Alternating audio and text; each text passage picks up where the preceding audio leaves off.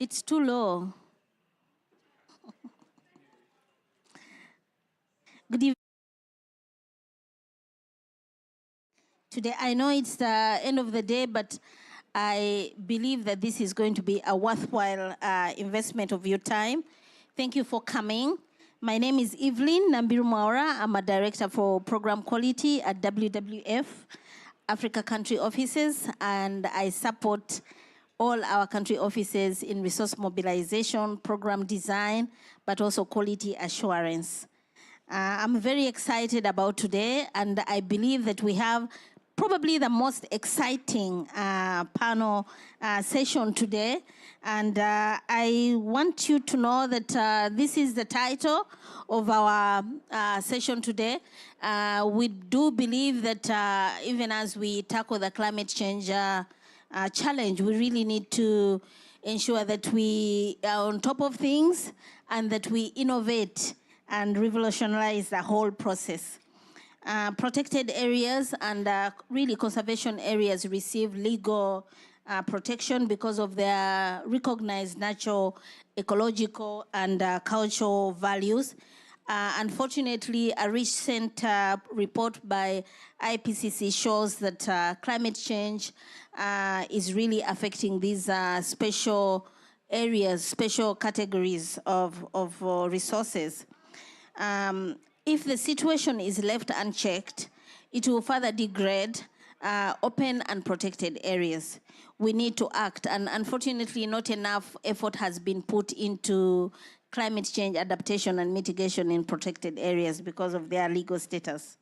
Today, I'm really excited, like I said, to have an interesting panel where we are going to discuss these issues and how we can provide a space to really unpack the complexity of climate change and potential intervention, including the nature-based solutions that will be mentioned. And we'll also profile our recently received grant from the government of Canada for climate change adaptation using nature-based solutions in protected areas in Africa and other parts of the world. Allow me to invite our speakers. I'll start by welcoming Dr. Andrew Hurst. Please come up and sit up. And I'll read his profile. Dr. Andrew Hurst is Executive Director, Climate Finance at Global Affairs Canada. He is based in Ottawa and oversees Canada's government $5.23 billion commitment to support developing countries in combating climate change while striving to address biodiversity loss around the world. The commitment by the Canadian government supports developing countries in tackling climate change, helping to facilitate their transition to sustainable, low-carbon, climate-resilient, nature-positive, and inclusive development. He has over 20 years of experience in developmental programming and development cooperation and has worked and carried out extensive research on livelihoods, wildlife in Congo, Brazzaville, Gabon, and Cameroon. Welcome, Daktari, as we say in Kenya. Next, I will invite Alec. Alec, I will request you to sit on the other chair. No. The middle one. So Alec is my friend and colleague from IISD. He's the Director for Nature for Resilience at the International Institute of Sustainable Development based in Toronto, Canada. I don't know whether I said that with a swang that it should have, Toronto or something, you'll teach me. Since joining ISD in 2004, Alec has focused on mining governance, climate change adaptation, and the links among environmental change. Alec leads the IISD's work on environment, conflict, and peace building. He's currently leading the Climate Adaptation and Protected Areas Initiative program, which I mentioned, and we'll learn more about that. Welcome. Next, I will invite Gladys Kamasanyo. Please come, and you may sit here. Gladys is actually her worship, Gladys Kamasanyu. He's a chief magistrate at the Uganda Wildlife Court, really the first and only wildlife court in Africa. He presides over a unique court that prosecutes wildlife crimes. He's also the founder of Help African Animals, an organization that is based in Uganda, registered both in the US and in Uganda. And her work on the court began 6 years ago in I don't think I should say the year because it doesn't add up, when Ugandan government tasked her to create this unique court to prosecute wildlife crimes. She will tell us more about it and really the link. I'm sure many of you are asking, what is a judge doing in our forum today? But we have many exciting things to discuss about that. Next, I'm honored to present my colleague, Harry Saw. I can't pronounce her second name, despite having been with her for a long time. Harry Saw is an environmental scientist with over 15 years of experience in Africa change adaptation. She's actually WWF's Africa Regional Coordinator for Africa Adaptation Hub that is hosted by WWF Madagascar office. She provides regional technical assistance to all WWF Africa offices in Africa on climate change adaptation, including nature-based climate solutions to enhance quality, sustainable development, and conservation impact at scale. Welcome, Harry Saw. As I know, I made a big promise when I was beginning, saying that, this is really going to be an exciting event, and I do believe it will, because we have a truly interesting panel that is seated before you. Are you ready for the questions? Excellent. So I will start with you, Andrew. Allow me to use first names, please. The Canadian government has developed a partnering for climate funding mechanism. Please tell us about this funding mechanism, how it's financed, how various institutions, people, or ecosystems can benefit from it. Thank you. You have about 2 minutes or 3 minutes. Great, thank you, Evelyn, and good afternoon, everyone. Thank you for coming. For Canada has been providing dedicated climate finance since back in 2010, but it wasn't until this latest 5-year commitment that we integrated a particular component and an initiative, which Evelyn mentioned, to support work being done by NGOs in particular, but also work that exists at the nexus of adaptation and biodiversity. And this really came about because of consultations we did in 2020 with Canadian organizations and international partners, who really said to us, as much as mitigation is an important component of Canada's climate finance, you cannot forget about adaptation, and we've heard that loud and clear. And at the same time, there are many other ways in addressing adaptation that we can deliver co-benefits as well. For the sake of today's conversation, obviously, in particular, co-benefits around biodiversity. So as a result of those consultations, when our $5.3 billion commitment was announced by the Prime Minister in 2021, $315 million of that was set aside for something called the Partnering for Climate Initiative. $300 million of this in particular is being programmed through Canadian partners working in sub-Saharan Africa on adaptation and biodiversity issues. There are 16 projects that cover 25 different countries, of which CAPA is one of them, and you'll hear more about that today. In addition to that $300 million, there's $15 million as well that's going towards work that we're doing with Canadian Indigenous organizations, who themselves are working with Indigenous organizations around the world on issues of climate adaptation. Now, one of the last things I'll say, an important component of Canada's climate finance is our commitment to integrating gender equality. And our climate finance funds fall under our Feminist International Assistance Policy. And in this instance, while we strive to have all our programming integrate gender equality as a consideration, we've made a commitment to have 80% of our projects do so. And in fact, as of today, I think we're at 91% of our projects that meet a minimum standard for the integration of gender equality.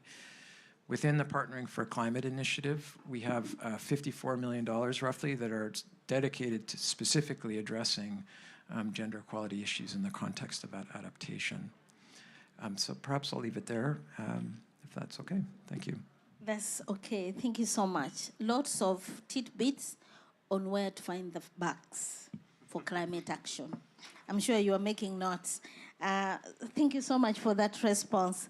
I'm sure many more questions will come for clarification, but I would like to move on now to Gladys. Gladys, we normally see the judiciary as a branch of government that is responsible for interpreting and applying law in a fair and just, impartial manner. Yeah? Please tell us what the role of the judiciary is in combating climate change, and whether there's really any role for a judge in contributing to efforts towards climate change mitigation and adaptation. Okay. Thank you everyone for coming today. Judges sit at the end after everything has gone wrong. And then there we come. So actually, the judiciary is a key stakeholder in the enforcement of wildlife laws, environmental laws, and these are laws that protect our protected areas. Yeah? They are key stakeholders in the enforcement of national climate change laws that we enact every day. They are key stakeholders, judiciaries, as key stakeholders in the protection of the environment, in the protection of nature, of the world, in the protection of community. Yeah? That's why when things go wrong, we are there. Now, where I come from, and I mean Uganda, judiciary derives their mandate from the people of Uganda.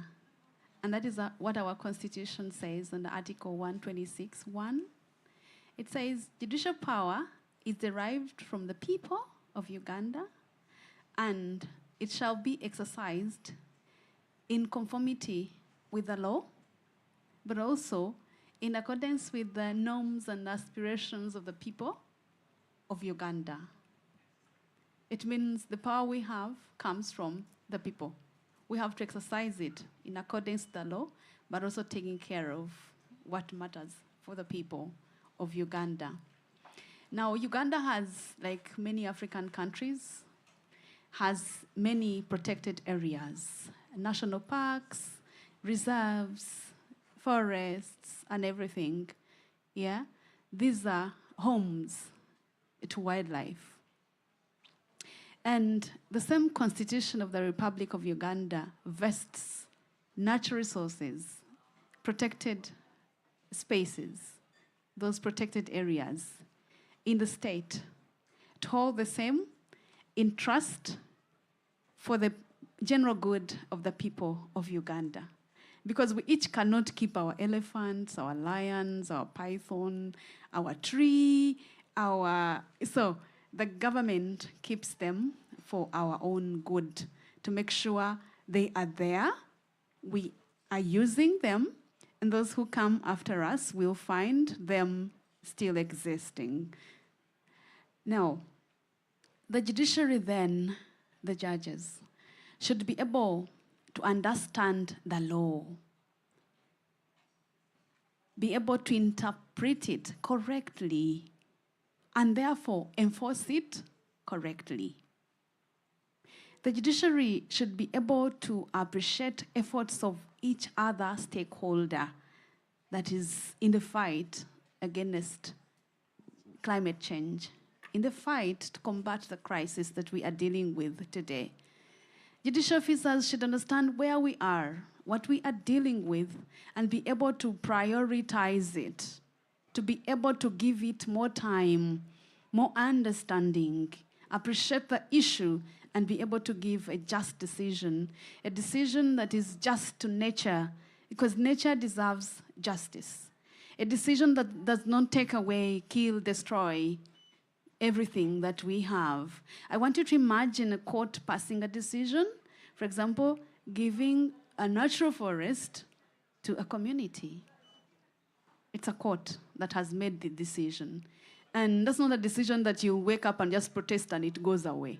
It has to be the next court to take away the decision legally. And it's a process. So that means by the time the next court acts, a lot will have happened. The forest, the protected area will not be there, will not be the same. Whatever will have been taken away is taken away forever. The ecosystem is altered, the biodiversity is gone, and all efforts to bring back whatever has been taken away may not actually yield a thing. As we know, nature is nature. When it is altered forever. So, judges have a huge role to play. Indeed, you've convinced me. Are you convinced? For those of you who are wondering why we would have a judge here, judges indeed have a role to play, as we've just had.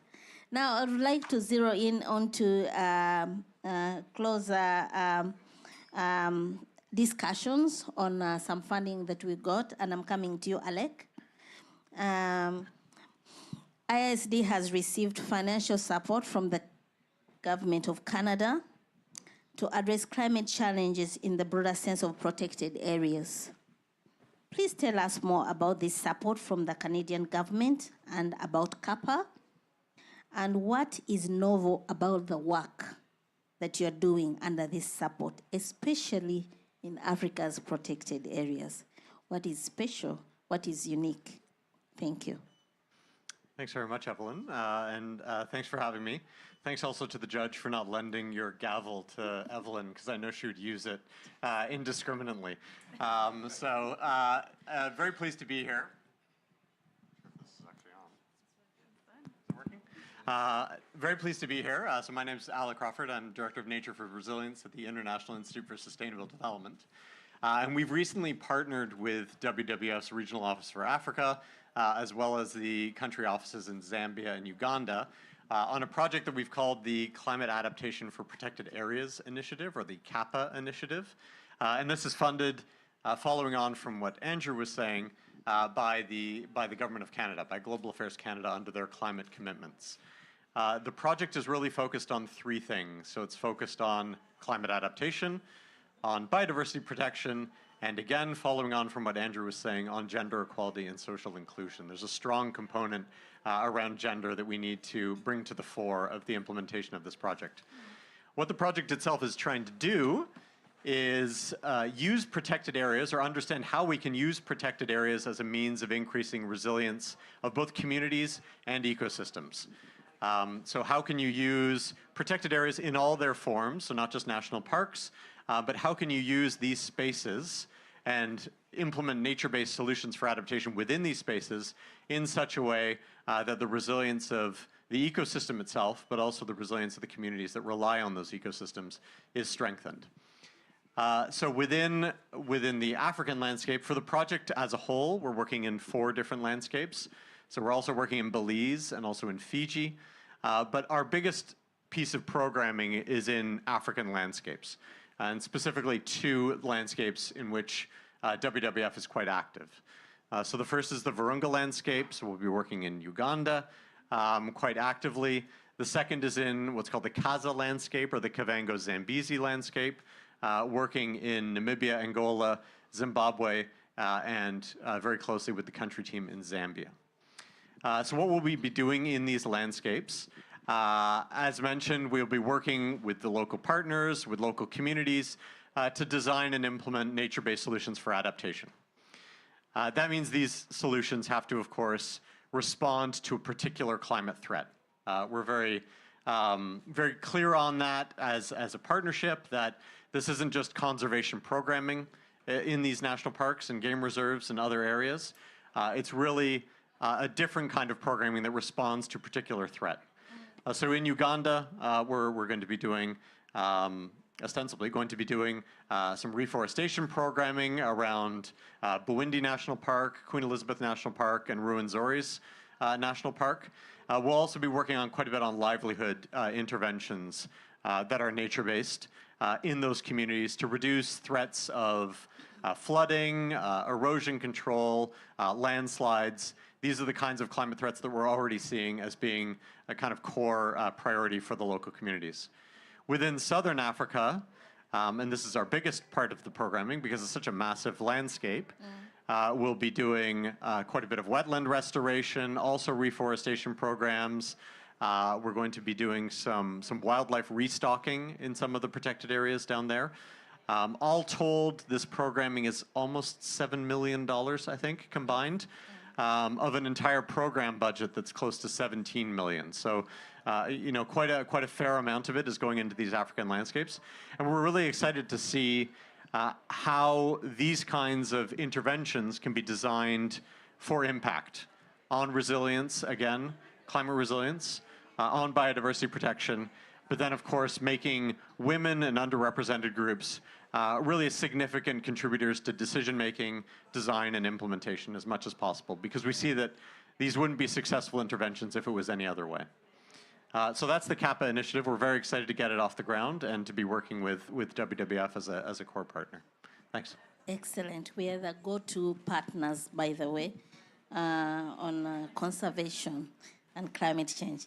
So I go to Hariso, who's our expert in climate adaptation. Hariso, WWF is the largest conservation organization globally. At least that's what we are claiming. As the Africa coordinator for Africa Adaptation Hub, please tell us briefly some of the work that WWF does within protected areas and seascapes in combating climate change. Share insights into the challenges and the opportunities you perceive, particularly in light of the ongoing COP28 discussions. Thanks so much, Evelyn. Is that working? Can you hear me? No? Yes, I think that the colleagues have already shared some highlights, but coming back to WWF and the climate and protected areas work, I would say that before CAPA comes on board, WWF through the Africa Adaptation Hub has invested in understanding how protected areas in Africa are affected by climate change, where WWF commissioned a vulnerability assessment of 263 protected areas in Africa, and covering, I would say, the 4 priority landscape where WWF is working on. And one of the reasons, because we know that protected areas are the building blocks for conservation, but also for providing goods and services for communities. And it means that if climate change is coming, what's going on, and how climate change will impact these building blocks that protected areas are playing for communities and biodiversity. So I would say that based on these studies, we have identified that Kaza and the Greater Virunga landscape are among the, I would say from the study, 57% of these protected areas in Africa are vulnerable to climate change. And the Kaza and the Greater Virunga landscape are part of that. And for that reason, that are part of the selection of the CAPA project. But also these two landscapes also gives really opportunity how we can unlock nature-based solutions that will help us really to address the issue of climate change. And one thing that I would like to highlight, maybe some of us knows that we had this Africa Protected Area Congress last year in Kigali. And one of the recommendation is that all governments need to consider as first option that protected areas should be used to address climate change issues in Africa. And I think that CAPA project is really in line with that and really an opportunity to demonstrate how protected areas could really play that role as nature-based solution. So maybe I will stop there, Evelyn. Thank you. Thank you so much, Hariso. I have more questions for my panel, but I thought maybe I can break it up, get a few questions from the audience, and then we'll go back to the list of questions that I have. Anyone has any burning question? Yes. The question is directed to Dr. Andrew Hurst. We are very excited over the announcement of the funding that is going to protect our environment. We are all in this ship together. So your contribution helps us, and it helps as long as we're a human being. So the question comes in as, when are we expecting to receive the same big, nice announcement that you've just announced here? Or has it already passed? I'm not sure I understand the question. Which big announcement for what specifically? So the $300 million that I mentioned, it's all those projects have been selected already, and the announcement has been made. So it's on our website. You can go and see where all the 16, who is delivering all those 16 projects and in which countries they're in. There's the $15 million for Canadian Indigenous organizations is still in the final stages, so that will be announced soon.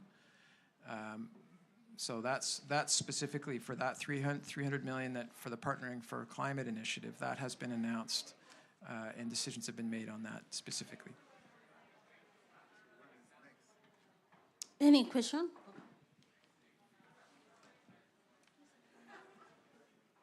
All right, thank you. My question is going to to one of the speakers who was seated right next to me, and it's her honor. My question is, I'm impressed that Uganda has a wildlife court. I was recently in a dialogue in Zambia where we were talking about, spatial courts and environmental court, and it was a very hot topic. And you really emphasized on the importance of having the judiciary play their role when things go wrong, really. So maybe just not to redirect you so much, can you quickly give a highlight of how easy or how difficult it was for you to get to having a wildlife court in Uganda?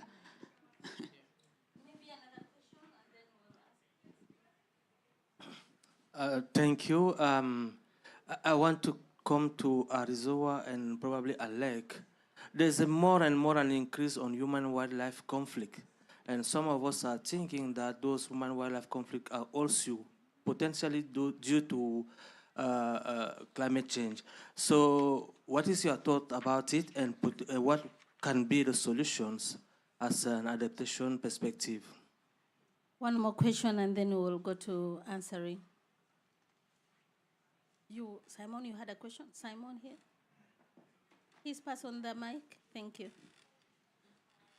Thank you, Simon from WWF Uganda. I think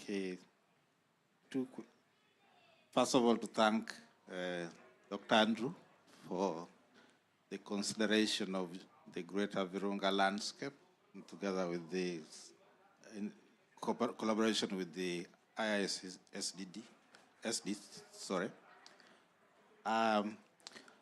Looking at this project, which is focusing on gender and adaptation, and I think this touches also to Hariso. With the challenges we see in some of these remote areas, we are now taking a project which is going to empower women. What are we doing for the men such that they don't become a problem to the women? And I think that is one. And the two is to Her Worship. We thank you for the work you are doing in Uganda, in the environment and wildlife. But looking at this new agenda of loss and damage, how does this augur in your scheme of work as you project, as you know, climate change impacts is causing a lot of loss and damage. And assuming tomorrow they bring to you a case of loss from floods, and how will you hold the, what will be your opinion? Let me just say, because I can't ask you about government because you are part of government. Thank you. Thank you so much. I would like to request that you respond to the answers as you see fit, please. Thank you. Okay. So I'll start from the last question. And like I said, indeed, the judiciary is at the end. After everything has gone wrong, that's where everyone will run to. Now, it takes a judiciary that appreciates that there is loss. There is damage, there's need to act. Once you have that judiciary, you have the judicial officers appreciate that, I can assure you life will be very easy because they will know what to do to protect the areas that have where the loss has occasioned, but also to save the people. Because we shouldn't be looked at as those who are just there to only wait for things to go wrong and we act. Then this will be a bad game. Yeah, we'll be taken as witch hunters. Our people will not understand what we are doing. So the decision that courts should make should be the decision that helps to solve the problem, does not increase the damage, but to save the situation. So as long as there's understanding, you'll have an appropriate solution from court. Then going to my friend from Zambia, how hard, how easy was it for Uganda to have a special wildlife court? Now, it took Uganda as a country to realize that there was a problem. Because once you don't realize that there is a problem, then you cannot act. You cannot do the right thing to solve the problem. Now, when you see that there is a problem, you should also, that realization should be coupled with the will to solve the problem. I think our government had the will to solve the problem. We tried these cases before in all other courts elsewhere in the country.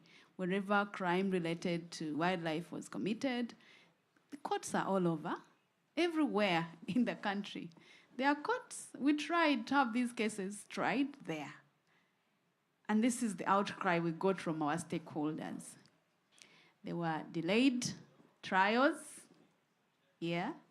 lack of attention, that negativity by not just the judiciary, but even other stakeholders, even those people that are actually charged with the very duty to conserve, not really giving so much attention. There was also a complaint that the punishments that courts were giving after a long wait of knowing your fate, as you who took the case, especially the agencies that took the cases to court, finally there's maybe a conviction, but also the punishment that comes after the conviction.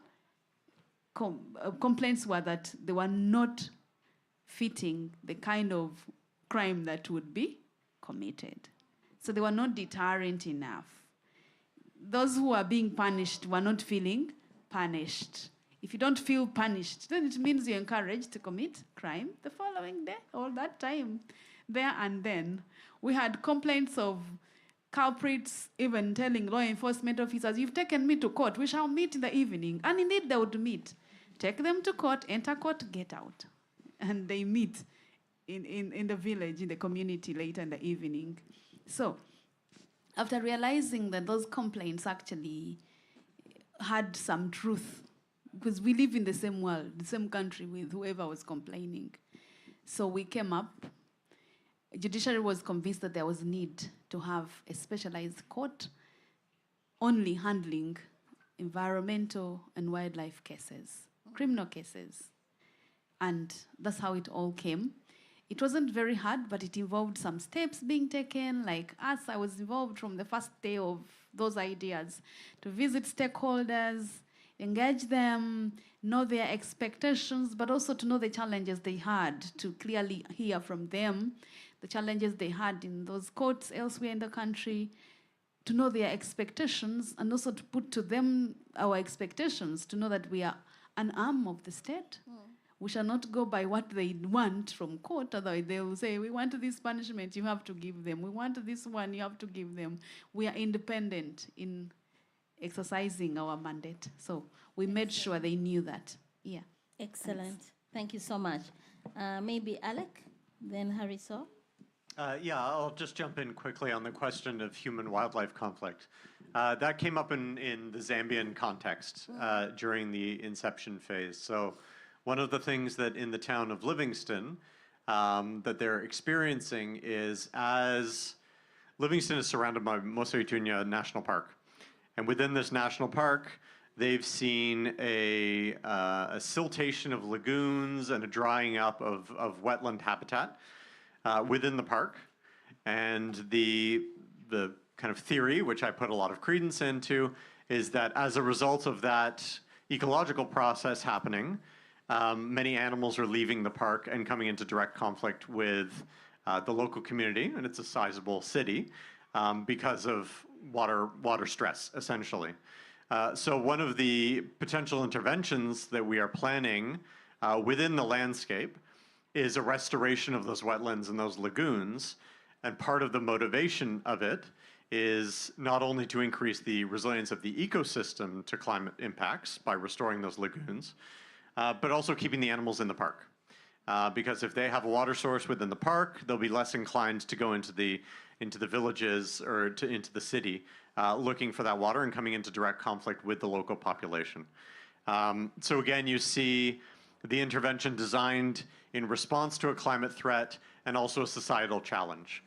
So the societal challenge is what we're trying to get at. I don't think this will be the only instance of this that we see within the project landscape. I'm sure there will be others in which the nature-based solution can not only tick the box of climate change, but also potentially, if designed properly, reduce human-wildlife conflict as well, because it's an issue across these landscapes, essentially, whether it's Uganda, Zambia, Namibia, it's happening all over. Thanks, Alex. I think Alex has already shared some thoughts, but for me, I would say that I can say that I'm not sure that all protected areas in Africa have been designed. We've looking carefully on how climate is impacting the biodiversity, the human-wildlife conflict. And one of the reasons, for example, elephants are migrating to another area is part of that is the kind of water crisis.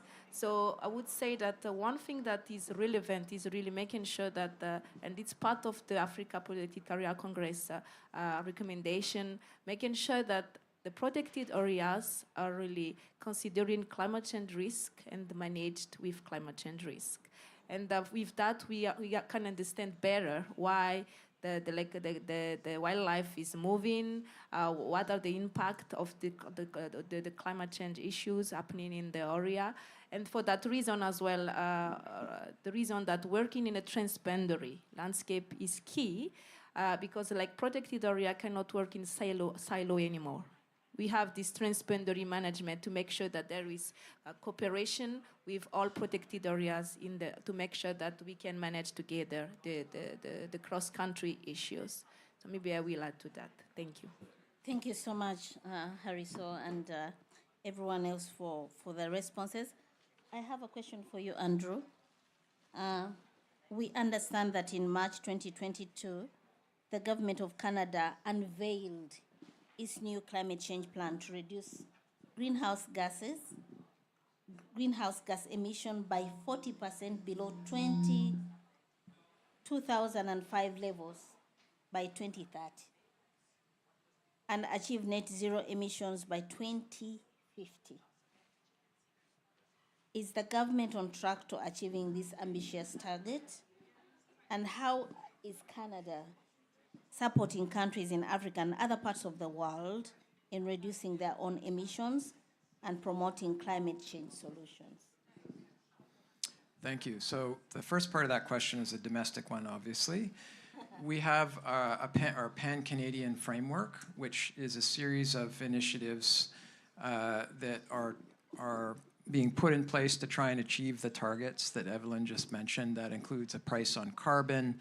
It includes incentives for energy retrofits for houses, for electric vehicles. It includes regulations on industry. There's a whole series of things that the government has been doing on that front. I think, we are getting there. We are not on track. In all honesty, we had our Auditor General we have a special Auditor General who focuses on environment issues at the federal level, and recently reviewed Canada's progress, and it's the report which is published and is on the website shows that we're off track. I think for some of the important targets, they said we're about 85% there, but we're not at 100. And this, I think, I share this in part just as a way of recognizing two things. One, that Canada knows that we can't ask other countries to do things if we're not doing things ourselves. And this government, its Pan-Canadian framework, is the most ambitious set of policy objectives and targets that any Canadian government has ever had. The second thing is the fact that we're off track demonstrates how difficult it is, and we understand the challenges that governments everywhere face in the energy transition. And so that takes me to the second part of your question. So with the climate finance money, in addition to supporting adaptation, we are supporting other things like coal phase out and energy transition. We provided almost half $500 million to support South Africa in taking the Komati coal plant offline. We've also provided $1 billion to the Accelerating Coal Transition Program with the climate investment funds. And we see in South Africa how challenging this issue is to try and help a country adjust and make that transition, but in a way that's just as well. We know how many people rely on, for example, coal mining for jobs in South Africa. So that Canada is very committed to supporting those processes and making sure that they are done in as just a way as possible.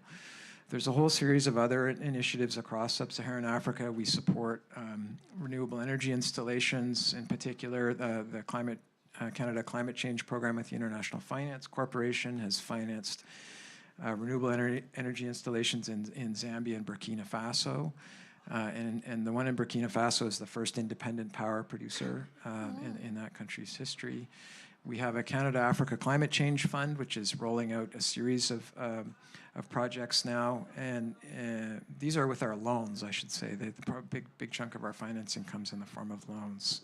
And we've been working very closely with the African Development Bank to advance those.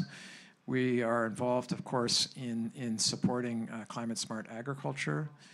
In a number of countries. We work very closely with IFAD, who's just downstairs here, and they're very involved in supporting small-scale farmers to make, whether it's adopting crop varieties or new agricultural techniques to help them adapt to future climate states. And we're also supporting disaster risk reduction through, for example, the Africa Risk Capacity Group, and a number of the initiatives they have to help governments integrate resilience and risk disaster preparation into their national plans to ensure that if and when things happen, that they're better prepared to do so. So this work that we're supporting with protected areas is part and parcel of a whole package of things that we are working with partners in Africa to advance. And we do see it as a flip side to the kinds of things we are doing domestically, because we recognize, as the gentleman said, that we have a responsibility as a member of the global community to try and do what we can at home as much as we can support what we're able to abroad. Thanks. Indeed, Canada is really supporting climate change efforts, and it's very good to hear about all these other initiatives that are taking place, supporting countries to mitigate their emissions. Some of them I didn't know, and I'm learning quite a bit. So thank you for that. I want to go to Alec, because the question is closely related to what I just asked Andrew. We are faced, as you know, not just with the challenge of climate change, but also the compounding and equally dire challenge of biodiversity loss. What is ISD doing about these two crises at the global policy level to ensure effective climate change mitigation, adaptation, and biodiversity conservation? I'll stop there. Yeah, no, it's a big question. Within ISD, we have a number of programs working on these two challenges, including an energy program that's focused largely on the mitigation side of things and fossil fuel subsidy reform and other areas of focus. Within the program that I work within, the Resilience Program, where our focus is really on adaptation, I can point to a couple of things that we're doing in this space that are also relevant to the CAPA initiative. So one of the things is we do quite a bit of work on national adaptation plans, which countries across Africa are in the process of developing or starting to implement. These are plans that effectively lay out their medium to long-term adaptation priorities and how those are aligned with their development priorities. And what we're seeing is, as those plans start to be developed and they are submitted to the UN system, increasingly quite a few of them include a nature component or an ecosystem-based adaptation component as a core approach to meeting their adaptation objectives. So that's very encouraging to see. It's also, I think, an area in which governments will continue to require technical support and capacity building and, of course, financing to ensure that the ways that they want to do ecosystem adaptation, and this includes protected areas as a means of doing that, are well financed and they can start to implement them. So within ISD and within the NAP Global Network, which we run, we're increasingly looking at providing that support to governments, which is I think needed, and we're increasingly seeing it. Another thing that is potentially happening at the policy level is you have a national adaptation plan under the UNFCCC, but countries also have national biodiversity strategies and action plans, or NBSAPs, under the Convention for Biological Diversity. And as you say, we have these compounding crises of climate change and biodiversity loss. Governments are working to address both of them at the same time. How do you ensure that the work that you're doing on adaptation is supporting your planning on biodiversity and vice versa? So how do you bring these two planning processes together and try to align them in such a way that you're being more effective and more efficient with the financing that you have and with the capacities that you have in-house? So at ISD, we're trying to offer guidance and technical support on aligning those processes to ensure that at the policy level, at the national level, again, the work that's happening on both of these crises is happening in concert. So just two things that we're doing among thousands, I'm sure, but we're working on it, as we all are. Thanks. Excellent, thank you. And we are proud to be your partners. I'll go to Hariso. Hariso, as you may know, WWF has partnered with ISD to implement nature-based solutions, through the CAPA initiative in Africa, of course with support from the government of Canada. Please tell us, because I'm sure not everyone may know, what are nature-based solutions, why nature-based solutions in CAPA initiative, and also give examples of how these are being implemented, either in the Great Virunga or the Kaza landscape. Thanks, Evelyn.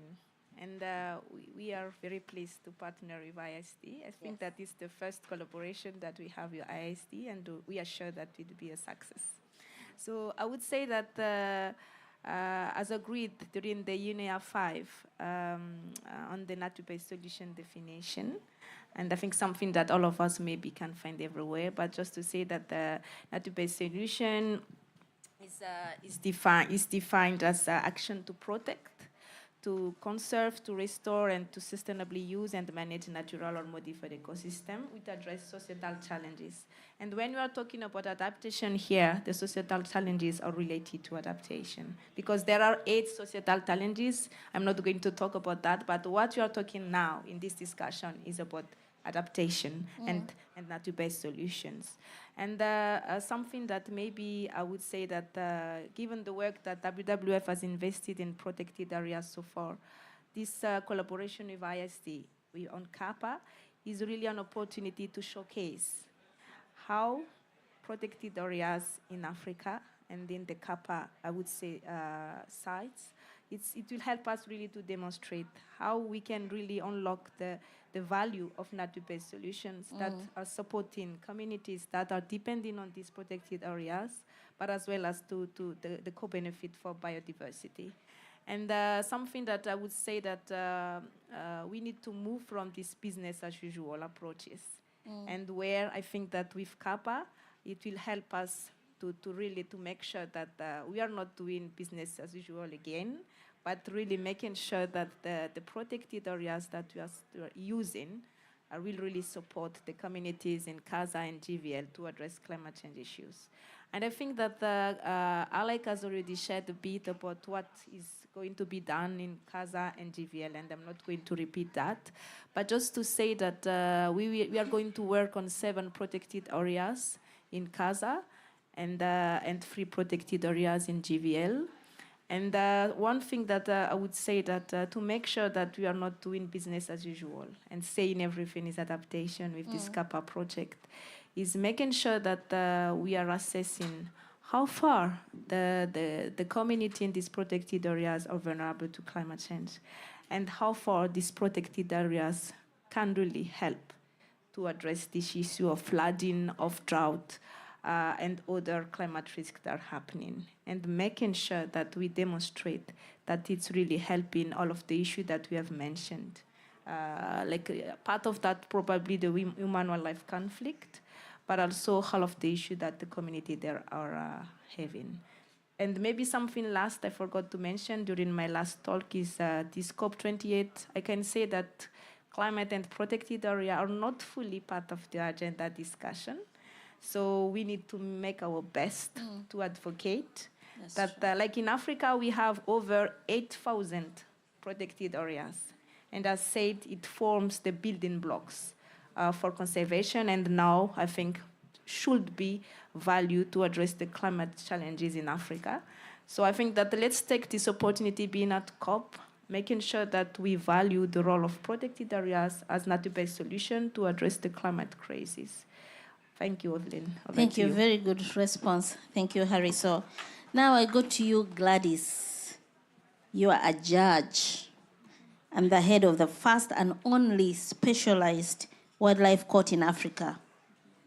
Please tell us what the role of the specialized courts like yours are in combating climate change crisis, especially in protected areas. The question is still ongoing.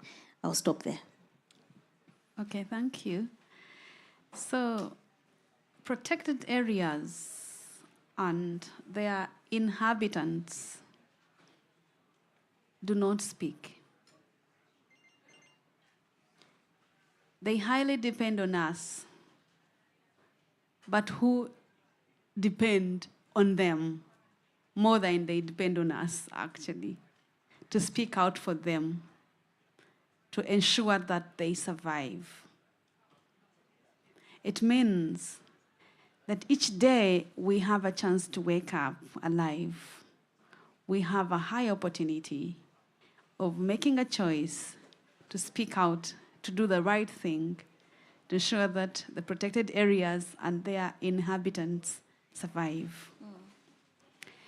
Now, because they don't speak, they don't have a chance to seek for justice. Yeah? That's true. They don't have a chance to go to the police to report any wrongdoing that has been occasioned to them. They don't have an opportunity to follow up on their own cases as complainants, as victims. They don't have a chance to tell their stories in court as witnesses. Courts don't have a chance to know their pain and make a decision after knowing and assessing the situation clearly. Okay. So, these cases do not have a victim.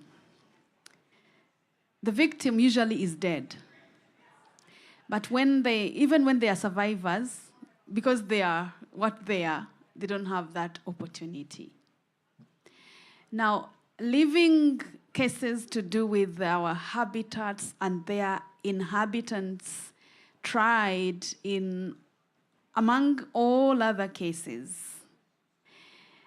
it brings the risk of those cases because they have nobody, no victim, visible victim who will come hurting before us and seek for justice and plead. We see them cry and they say, help, help, help. As humans, by human nature, we won't care so much. As long as there's a human being who is a victim, it's a loss of several lives of wildlife, for example, and say there's another loss of lives of humans. It's so possible that a human judge will be compelled to act faster in a case where the fellow human being is involved. It's human nature. Now, if we want to see our cases involving our natural habitats on top of the agendas of courts for the day, then it means we should treat them special and accord them that special attention by putting them separate so they don't get lost, that they are accorded expedition, and the decisions that are made at the end of the day are those which fit the wrongs that have been occasioned. So they are not taken for granted. Yes, so that is the very importance of having specialized courts. And I'll tell you from my experience, I have seen it work. In my court, I don't have anything else to deal with, but those cases which never used to be famous, because of their nature, again, they are not famous, they are not known, and even the percentage of those cases that we deal with is very, very small compared to the crime that goes on every day that is causing the crisis. It's very small. So that's why we need to act and give them special attention, special courts, and Thank you so special much. judicial officers. Thank you so much. Thank you so much. Ladies and gentlemen, we are running out of time. I'm wondering whether the panelists have anything to say or comment. Do you have an additional comment? Okay, please. Yeah, thanks. Just very briefly, I wanted to pick up on something that Harry Soas said, and that's the point about not doing business as usual. And what that means then is that it calls for innovation, and it means that the way many people don't necessarily haven't done things before to address all of these issues in an integrated and comprehensive way. And it's why, I should have mentioned this at the beginning, but as part of our Partnering for Climate initiative, we've established a community of practice amongst all the organizations that are receiving this funding so that they can come together and learn from each other, both based on their own experiences, but also what they're learning through the implementation of their projects. Because we feel this is going to be very critical if this work is going to have lasting impact, if it's going to get scaled up and replicated elsewhere, that we work as a community, and all those organizations who are trying to do this in their individual geographies learn from each other about what's working and what isn't. So, thanks. Thank you so much, Andrew. So we need to stop, but I might take one or two burning questions. They really have to be burning. I can see Darrow and Did you ask a question already? The neighbor. Okay, Daro. And then you will decide. You can ask her for a question.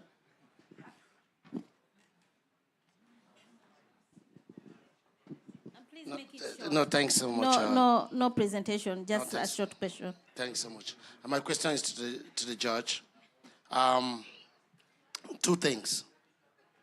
Courts of special jurisdiction always have a lifetime, right? I mean, they don't last for, if you look across the world, all courts of special jurisdiction always end at one point. So is that what you're looking at, the Ugandan Wildlife Court? And secondly, is it the court of first and last resort? Because I'm looking at where you have to go to the Supreme Court or the Court of Appeal at one point. Excellent.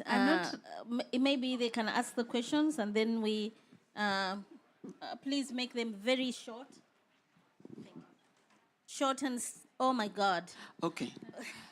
You know, I just received a stop, not even 1 minute. So maybe you answer that question.